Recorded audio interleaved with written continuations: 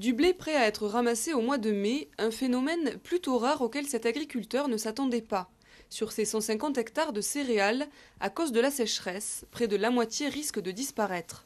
Pour l'instant, les problèmes sont sur les cultures d'hiver, colza, blé, puisque le potentiel est touché, les cultures sont en train de mourir.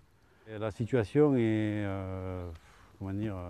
très inquiétante, surtout si ça continue, quoi. Selon Météo France, cette année est la plus sèche jamais enregistrée dans le département du Gers et le manque d'eau touche même des régions généralement épargnées. Ce qui a de caractéristique cette année, c'est effectivement que la sécheresse se propage non plus dans les régions sud de la France, mais également toute la partie nord et nord-ouest de la France, où il ne pleut pas depuis ce début de l'année 2011, depuis pratiquement le mois de janvier. Comme une quarantaine d'autres départements, le Gers est soumis à des restrictions d'eau.